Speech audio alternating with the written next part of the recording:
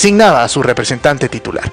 Aquí la historia se empieza a contar, doctor Romero, de lo que ha ocurrido en una semana donde la Corte de Constitucionalidad ha sido el centro de atención, ¿no? Y que desde el capítulo cuarto de nuestra Constitución, aprobada en 1985, en el artículo 268, define claramente que la Corte es un tribunal permanente de jurisdicción privativa cuya función es la defensa del orden constitucional y actúa como un tribunal colegiado con independencia de los demás organismos del Estado.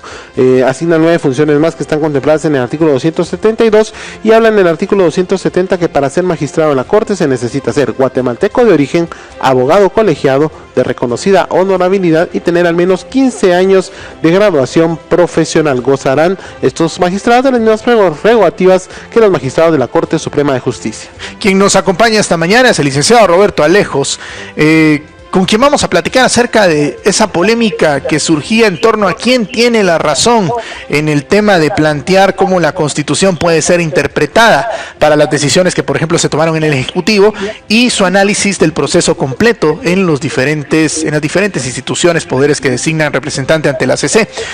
Roberto, gracias por estar con nosotros. Buenos días. Muy buenos días y muchas gracias por la invitación. Es un honor realmente poder compartir con tantas personas que escuchan ese programa. Licenciado Alejos, a ver, parto primero de su valoración del proceso completo. En general, ¿cómo evalúa usted el proceso llevado a cabo en esta ocasión? Mire, es bien difícil que las personas comprendan sobre todo la situación en la que se encuentra el país, en donde todos los temas de transparencia, todos los temas relacionados con los manejos de tanta situación bajo de agua y a escondidas, hacen que la población dude de lo que está sucediendo en el Estado en términos generales y de los términos políticos. La gente nos odia a los políticos, a los que hacemos análisis político, y hay un rechazo en general, y por eso se quieren interpretar temas o se quieren buscar temas que no necesariamente están en la Constitución, sino que es lo que la gente quisiera que se hiciera para ver si se mejora de alguna manera la forma en que se escogen a las personas. Aquí hay que ver en dos partes. La primera es el organismo ejecutivo, legislativo y judicial. Los constituyentes, aunque me han criticado mucho por contarlo de esta manera, pero pensamos siempre en que la Corte de Constitucionalidad, un ente que fue creado para velar por la no violación de los derechos constitucionales, de la no violación de la Constitución en sí, siempre pensó en que todos los recursos de inconstitucionalidad iban a ser contra cualquiera de los tres organismos del Estado. Eso es el tema principal. Y de esa manera, la forma en que se nombra o se elige a los representantes de esos tres organismos del Estado es muy clara en la Constitución, y no caben apelaciones a lo que se haya tomado. Es decir, el Congreso de la República puede hacer el proceso lo más transparente que pueda, o simplemente puede escoger de quienes ellos quieran para elegir a estas personas, y lo mismo sucede con la Corte Suprema. Y en el caso del presidente, yo que he apoyado al señor vicepresidente en todos los temas, el presidente de la República escogió de acuerdo a lo que dice la Constitución. Que cualquiera de los tres procesos se pudo haber hecho más transparente, se pudo haber hecho, pero legalmente no están obligados a hacerlo. ¿A qué me refiero? Pudieron haber publicado los nombres de todos los candidatos para que la gente opinara, para que la gente dijera si eran idóneos o no, pero esto es un proceso que la Constitución no los obliga a ninguno de ellos. Y entonces, en ese sentido, los tres cumplieron con un mandato constitucional de la forma que lo eligieron, y por supuesto en los tres casos eligieron a personas, tanto titulares como suplentes, que están de acuerdo a la forma de pensar de esos tres organismos del Estado. Son tres organismos del Estado que representan el ala conservadora de este país y que tenían que elegir a personas que piensen igual que ellos, y era de esperarse que lo hicieran de esa manera. Claro, a ver, yo lo quiero poner en las palabras que yo entiendo, pero por favor me corrige si estoy equivocado, porque no quiero decir algo incorrecto, pero lo voy a poner en las palabras que he entendido yo.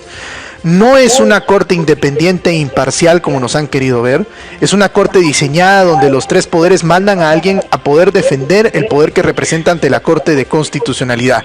Ese es el espíritu de cómo se piensa desde que se hace, se conceptualiza la forma en la que debería trabajar la CC.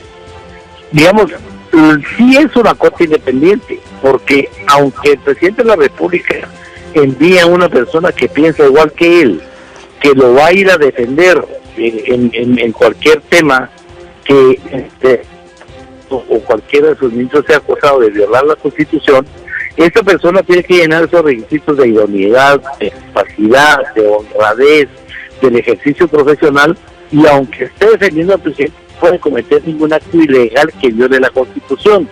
Y el presidente no le puede corregir la plana, y una vez nombrada a esa persona ya no la puede quitar. Eso la hace totalmente independiente. Pero hay que ser realistas. El presidente de la República nunca va a nombrar a alguien que piense diferente a él. Y eso, digamos que desde el principio los constituyentes lo pensaron de esa manera, o lo pensamos de esa manera. Es ilógico pensar que el presidente va a nombrar a alguien que piense de manera distinta a él. Ya una vez nombrado ya no puede dar marcha atrás, y eso es lo que hace la Corte Independiente. Ya una vez nombrado tiene que respetar la Constitución y no cometer ningún acto ilegal, aunque quiera defender al presidente de la República, ¿verdad? Pero lo que la población estaba pidiendo y exigiendo es que se publicaran los nombres, que no fuera un funcionario actual, que no fuera esos temas, pero eso no está en la Constitución, ¿verdad? El presidente puede nombrar a quien él quiera siempre y cuando llene los requisitos. Y es de lo más lógico que piense en alguien que va a pensar igual que él, que se convierte en alguien sumamente independiente, porque quitarlo sí ya no puede una vez nombrado. Claro. Ahora, entiendo entonces que el concepto es, cada magistrado se vuelve independiente, pero el objetivo que le dan cuando le nombran, si es, mire, usted tiene que llevar la forma de trabajo o pensamiento que yo tengo para ir a defender el poder que usted va a representar, ¿cierto o no? Sí, digamos, pasémonos ahora a poner de ejemplo al Congreso de la República. El Congreso de la República, ¿qué hizo el Congreso de la República? Nombrar a una magistrada de la Corte Suprema que ha sido aliada de ellos en todo este proceso, que los ha defendido a ellos en este proceso, de sus antejuicios y de muchos temas de los que han sido acusados. Eso fue exageradamente evidente, y por eso se le criticó al Congreso de haber nombrado a esta magistrada, ¿verdad? Y nombró de su frente a un diputado, que es todavía, digamos, más notorio, que está nombrando a alguien que va a representar a este organismo, y a un diputado que además, digamos, a él sí podríamos ponerlo en duda, porque sí se habla de que no debería pertenecer a ningún partido político, ningún miembro de la Corte de Constitucionalidad, y cualquier diputado tuvo que haber sido nombrado por un partido político para llegar a ese cargo. En este tema es cuestionable lo que el Congreso hizo, pero no ilegal. No van a encontrar la manera de que lo quiten. Una vez tanto la magistrada como el señor diputado tomen posesión, ellos están totalmente separados de lo que es el Congreso de la República, pero no se les va a olvidar nunca quién los nombró, ¿verdad? Y tampoco por qué nos nombraron ahí, en esa batalla ideológica en la que hemos caído, de tener una corte digamos de tinte socialista, de tinte pro derechos humanos, versus la corte conservadora que vamos a tener ahora si se quedara como fue electa. En la forma en la que conceptualizan esta idea que usted nos está explicando hoy, ¿cree usted que ha llegado el momento de revisar si atiende las necesidades al tiempo en el que nos encontramos? Por supuesto que sí. Yo insisto en que los constituyentes tenemos que aceptar que llegó el momento de revisar la Constitución entera. Ya son más de 30 años de que la Constitución entró en vigencia. El momento en que se aprobó la Constitución no era el momento en el que estamos ahorita. Por ejemplo, crear la Corte Constitucional para velar que ningún funcionario público violara la Constitución se hizo dentro del concepto de que en aquel entonces gobernaban militares que constantemente violaban los derechos humanos, producto del conflicto armado en que vivíamos y producto de la tiranía y de los fraudes electorales que nos llevaron al poder, la falta de libre expresión del pensamiento, de locomoción, etcétera, etcétera, y se tomaban medidas muy arbitrarias y había mucho miedo a la población. la Corte fue agarrando mucho poder, y ahí es un error de los constituyentes, y no le puedo echar la culpa a nadie más. Desde el momento en que alguien llegó a la Comisión de Amparo, en la cual tuve el honor de estar, y dijo, no hay un ámbito que no sea sujeto del amparo. Y entonces lo que ha habido en este país es abuso del uso de la figura del amparo, que son tres, digamos, de las medidas constitucionales para velar por la tranquilidad de las personas en cuanto a la violación de sus derechos constitucionales.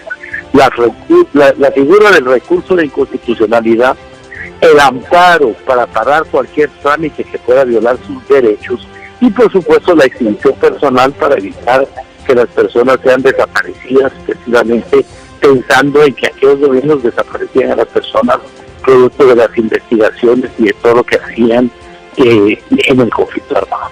Claro. Eso, las cosas hoy en día son diferentes. Ya no estamos viviendo en esos gobiernos de guerra, ya terminó el conflicto armado, y hay que reconocer que ha habido un uso en el uso del amparo, y también ha habido, digamos, de alguna manera, una guerra ideológica que se llevó a las Cortes, y ahí es donde se sigue cumpliendo esa frase que tanto hemos estado usando ahora de se politizó la justicia y se judicializó la política, porque para elegir juez y magistrado se toman decisiones políticas como la que se pasó ahora. La decisión eminente es de tipo político, de escoger a esas tres personas titulares y suplentes de los tres organismos del Estado, más que una decisión de tipo judicial en relación a su capacidad, idoneidad y todos los requisitos que debían de tener. Se tomó por razones políticas de defenderse de quienes constantemente usan la Corte de Constitucionalidad para parar trámites que se consideran ilegales y sobre todo violatorios a los derechos. Claro, ahora, ya con lo que usted me ha descrito, son tiempos totalmente diferentes. Con el análisis que usted, me imagino, pudo haber hecho estos días, ya diciendo, bueno, los tiempos cambiaron, ¿qué Corte deberíamos de pensar ahora? ¿Qué necesidad, desde su punto de vista, debería atender la Corte? Si en ese momento atendió a esa necesidad que usted me está describiendo, ¿cuál es la que usted identifica en este momento? Y la Corte debe seguir cumpliendo con esa función para la que fue creada en la Asamblea Nacional Constituyente, y es evitar que se violen los derechos constitucionales, especialmente los derechos humanos, de cualquier persona por parte del Estado. Él debe seguir siendo una persona que respete el trámite del amparo para detener cualquier trámite que pueda violar los derechos de una persona. Y por supuesto la que debe dar trámite inmediato a cualquier recurso de personal. Eso no debe cambiar. Lo que debe cambiar es en dónde se presenta el amparo, de qué manera se maneja el amparo, cuánto tiempo se tarda en resolver la figura del amparo, y qué ámbitos son sujetos del amparo y qué ámbitos no son sujetos del amparo, y la forma de elegirlos. En estos momentos hemos sentado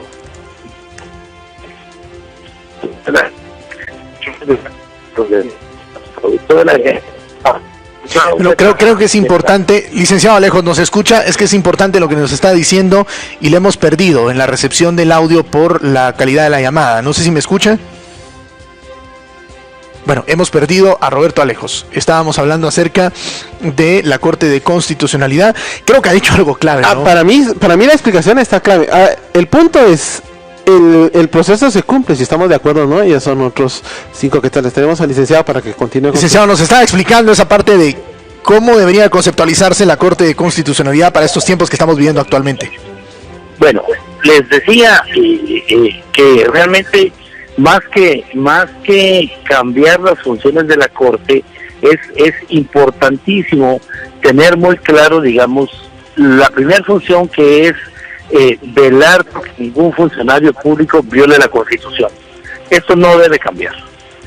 Tampoco debe cambiar el hecho de que la Corte está ahí para darle trámite al recurso de extinción personal, que debe tramitarse de forma inmediata y sin mayores trámites como lo manda la ley.